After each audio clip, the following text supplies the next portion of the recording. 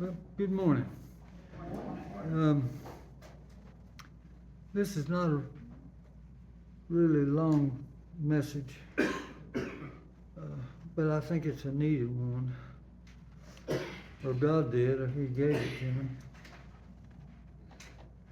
And what we want to do is establish a couple of points out of this message. Point number one, there is fear in the hearts of mankind meaning unsaved mankind, when he or she realizes he does not have the protection and the wisdom of God abiding within him or her, nor anyone around them having that wisdom or power either. You know, it's a great thing to understand that we do have the power of God living in us. And it's a great thing to know how to access that power, how to draw upon it, to do things in the name of God. We're going to be in Daniel 5 to start with. We're going to use Daniel as a kind of a guide in this.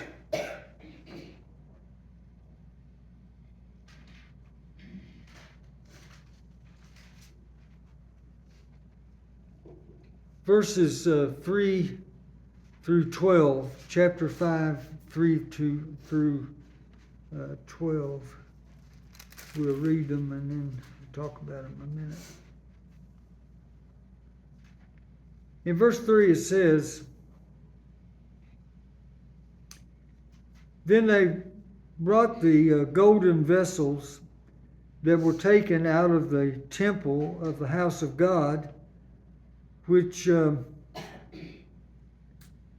was at Jerusalem, and the king and his princes, his wives, and his concubine drank in them. They drank wine and praised the gods of gold and of silver and of brass, of iron, of wood, and of stone. In the same hour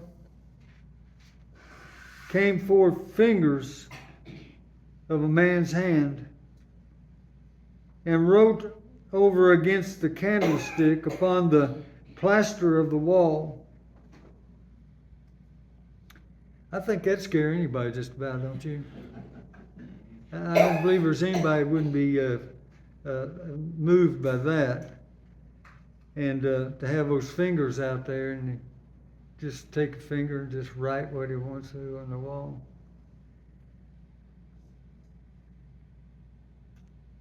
In the same hour came forth fingers of a man's hand and wrote over against the candlestick near the wall, and the plaster of the wall of the king's palace.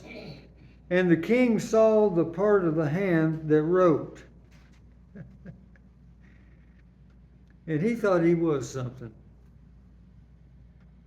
Then the king's countenance was changed, and his thoughts troubled him, so that the joints of his loins, his thighs, were loosed, and his knees knocked against the other.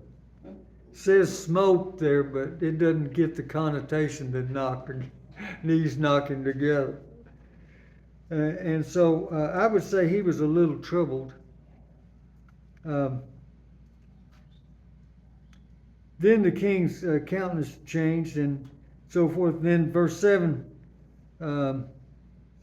it says, "The king cried aloud to bring in the astrologers, the Chaldeans, the soothsayers.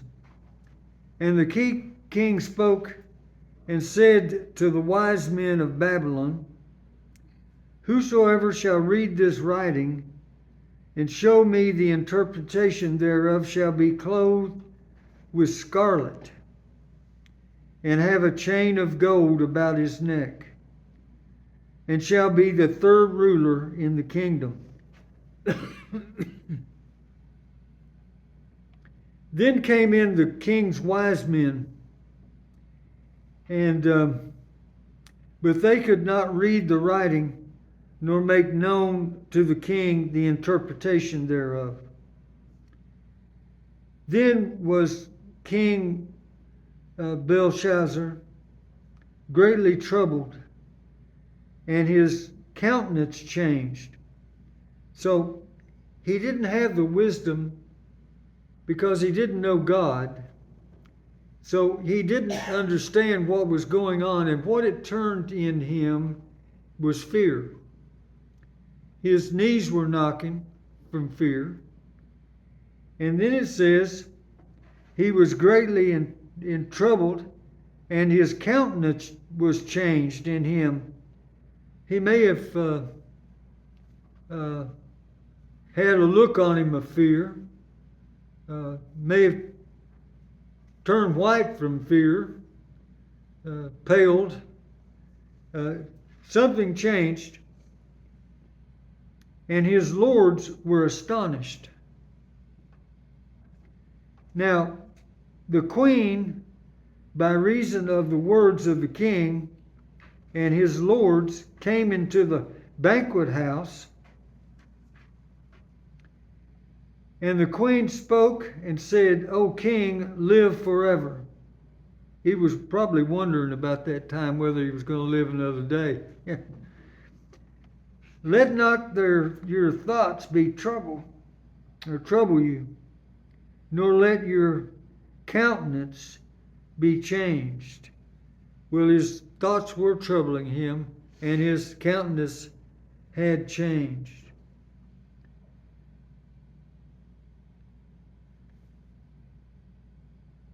Well, she made a statement there. She said, there is a man in your kingdom in whom the Spirit of God, a holy gods, and in the days of your father, light and understanding and wisdom, like the wisdom of gods, was found in him, whom the king Nebuchadnezzar, your father, the king, I say, thy father made a master of the magicians, astrologers, Chaldeans, and soothsayers. Now verse 12. For as much as an excellent spirit and knowledge and understanding, interpreting of dreams and showing of hard sentences and dissolving of doubts were found in this same Daniel.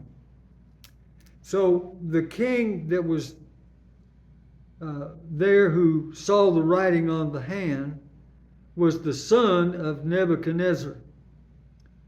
Nebuchadnezzar was a pretty rugged king, and it says it was found in the same Daniel.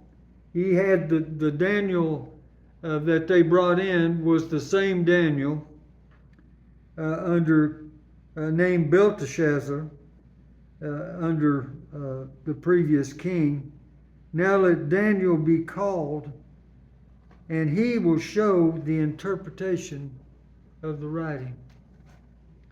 Now I would be willing to say that anybody that was there at that time was shaken up from what they saw, what they heard, what they knew.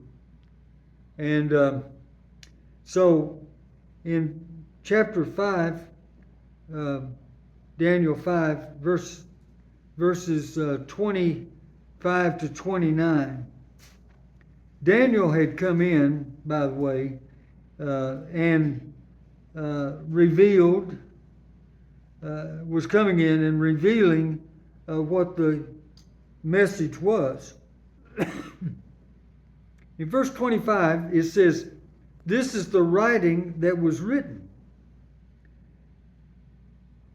Mene, Mene, Tekel, Upharsin." This is the interpretation of the thing. Mene, God has numbered your kingdom and finished it. I don't think he wanted to hear that. In other words, he said, your kingdom is done. I mean, it's already in the past tense. Tekel, you are weighed in the balance and are found wanting. Perez, which is Upharsin, your kingdom is divided and given to the Medes and the Persians. Then commanded Belshazzar, and they clothed Daniel with scarlet and put a chain of gold around his neck and made proclamation concerning him that he should be the third ruler in the kingdom. In that night was Belshazzar, the king of the Chaldeans, slain. His men, his own people, killed him that night. And and Darius, the Mede, took the kingdom, being about 62 years old. Now I use this story because this king had no understanding of God. Now, he probably knew of God, had people say something about God, the God, not a false God, and he may have had those kinds of thoughts and so forth, and but that didn't do him any good, because he didn't live his life for God. He didn't run his kingdom like God would have it done. He was not of God. So, in verse 30, Belshazzar was killed, and because he valued God and God's man above his leaders.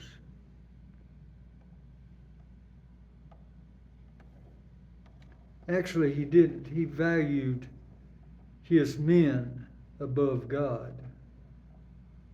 And he did whatever he felt like that he would want to do, he would want his leaders to do. And so he was killed that night. Now, we see then that fear produces things that we don't need to experience because we have God. Daniel 6, if you'll look at that real quick.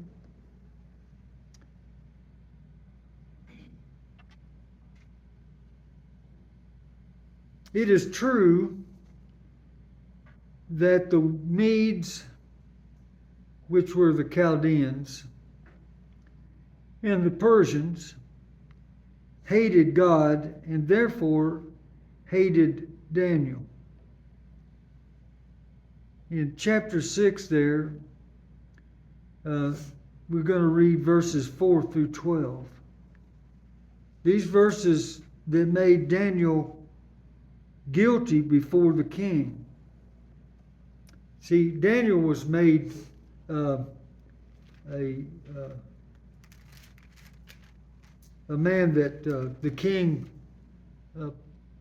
liked because he gave him, the word of God. He was an interpreter of the things of God.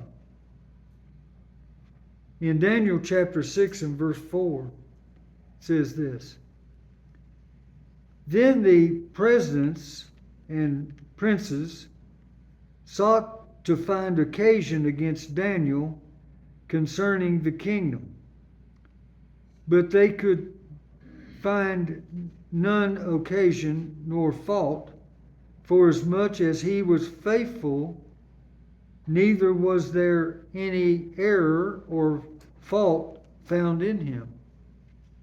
He was about as perfect as you get, I guess, for men in that day, and maybe all days, I don't know, other than, of course, Jesus in his flesh.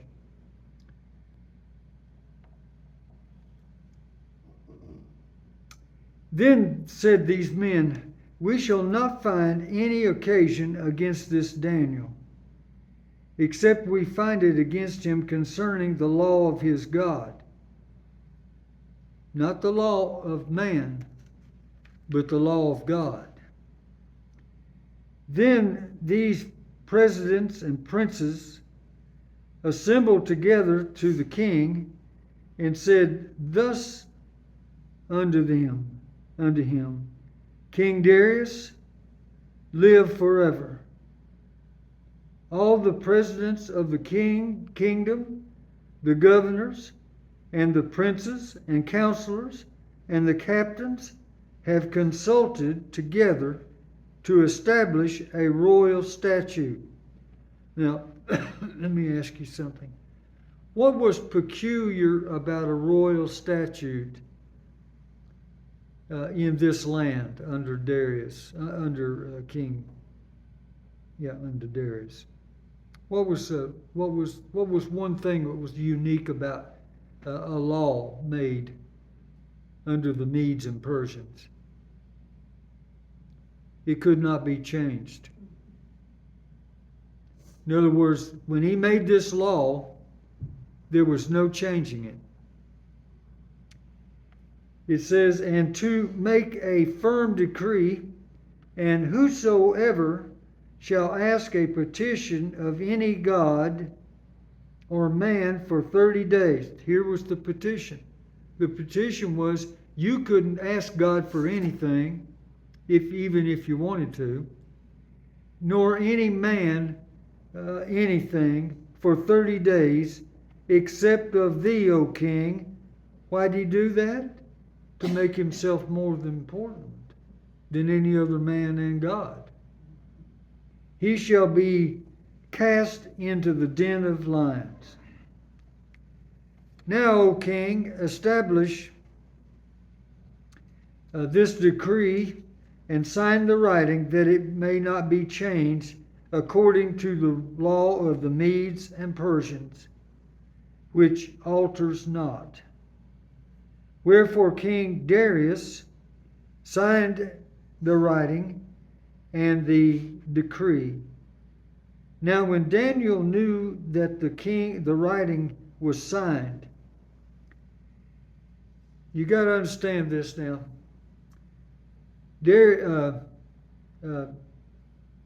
Daniel's place of living was a place that had a lot of windows in it, that people could see him inside.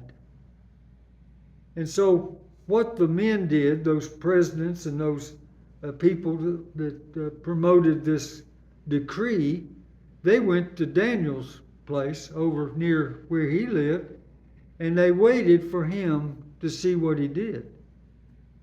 Well, it says here that he went home.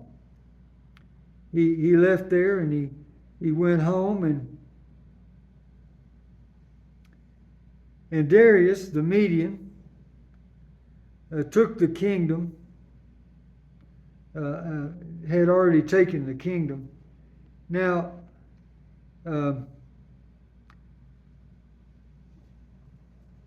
O king, establish the decree. He did. Wherefore King Darius signed in the writing. Now when Daniel knew that the writing was signed, he went into his house, and his windows being open in his chamber toward Jerusalem, he kneeled upon his knees 3 times a day, and prayed and gave thanks before God as he did aforetime. He was not afraid.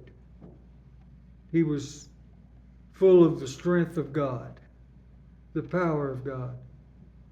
You know, one day we could be required to do things or not to do things that are against God's will, against the Word, or to do things that the Bible does not, or things that we should not. And he was open about it. He just said, I'm going to do what I automatically do. That day that you pray, if you pray today and you ask God to bless you and your family and all things, sorts of things, well, we do it without fear, but there's going to be a day when there's going to be, could be fear in that. Now, verse 11. Then these men assembled and found Daniel praying and making supplication before his God. Ooh, that wasn't good for in their eyes. Then they came near and spoke before the king concerning the king's decree. Have you not signed a decree that every man that shall ask a petition of any god or man within 30 days shall save of you, except for you, O king, shall be cast into the den of lions?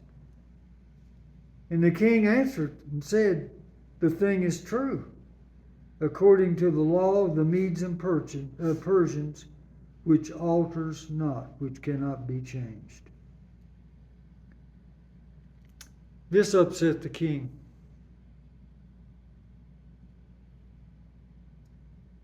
Then answered they, and they told him about Daniel. O king, let me read. That Daniel, which is of the children of the captivity of Judah, regards not you. He's disobeying you, O king, nor the decree that you have signed, but makes his petition 3 times a day. Now get this. Now the king, when he heard these words, was sore displeased with who? Himself. Have you ever said anything or done something that made you mad at yourself? Well, with me, it used to be about how many times, you know. And it says, he set his heart on Daniel to deliver him, and he labored till the going down of the sun to deliver him. But he could not. And so those men came and took Daniel and down to the lion's den and put him in there. And the king said in verse 16, now the king spoke and said unto Daniel, your God, whom you serve continually, will deliver you. What's that tell you about the king? That he had more understanding of God than he was weak. He was a weak king because he let men convince him to do something that was not right. And the result of it was that a person that he honored and cared about was going to have to pay the price. He was going to die, or so everybody thought. But we know that he did not die. In fact, the king arose, on verse 19, very early in the morning, and went in haste unto the den of lions. And when he came to the den, he cried with a lamentable, that being a pitiful voice. He cried with a lamentable voice unto Daniel. And the king spoke and said unto Daniel, O Daniel, servant of the living God, a God, and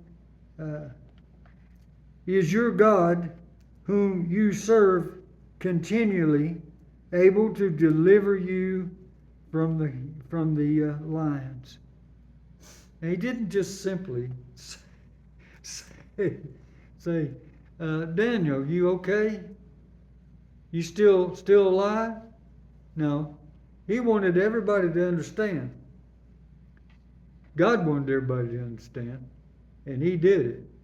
He wanted them to understand that he's alive, not of his own, but because he is the servant of the Lord, doing whatever God wanted him to do, and God delivered him from the lions.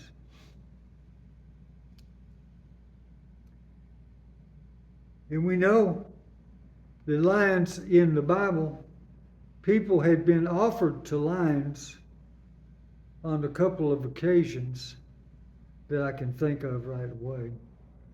And the lions devoured them. Why? Because they were not God's people. But Daniel was. Now, this is the beginning of Satan's reign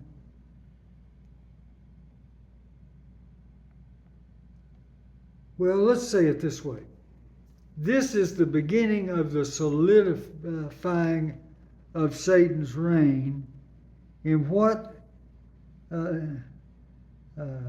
nation even unto this day. What nation were they in?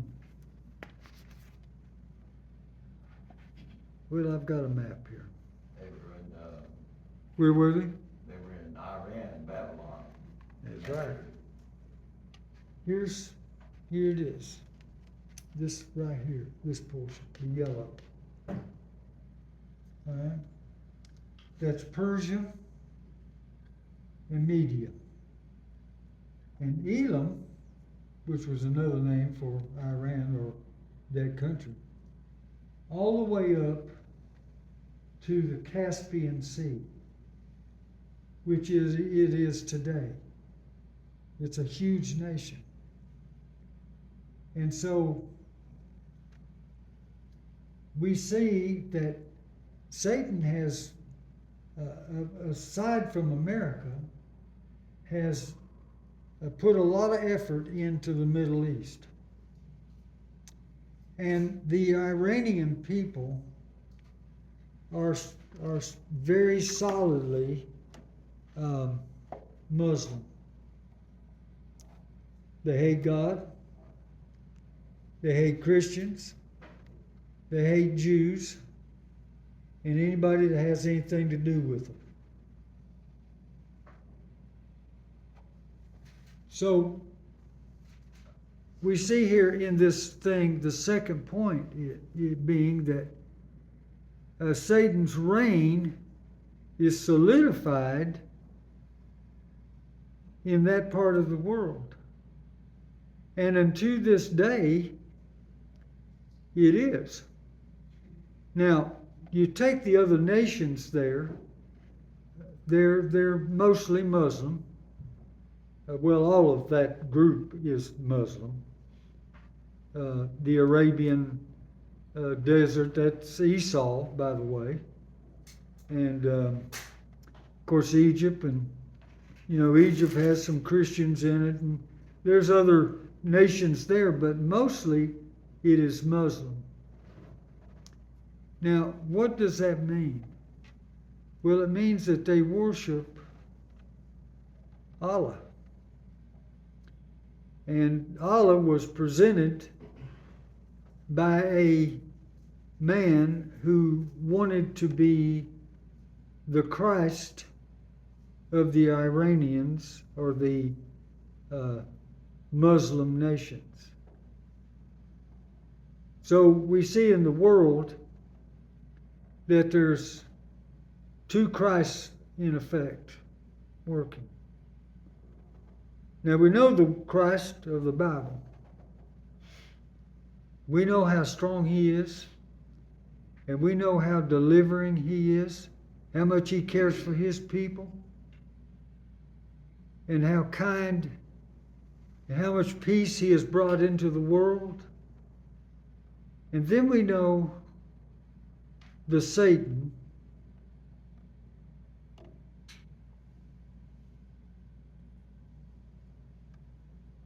of the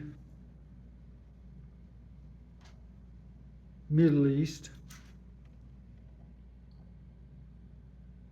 and he has brought destruction.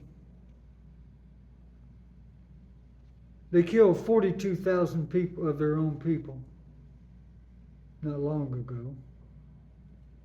I think they killed another around 10,000 that refused to agree with the leaders of the country about what we did to them and what they did in response. So we see that Satan is controlling that land, and all that we're doing is to establish God in one way or another.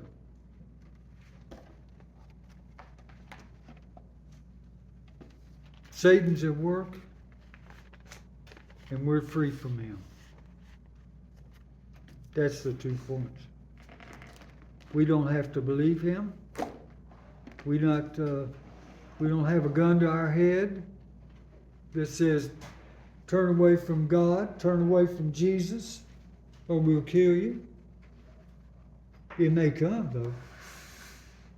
And we have to be strong, because we know that nothing to do with Satan and his work is worthy of anything by God's people.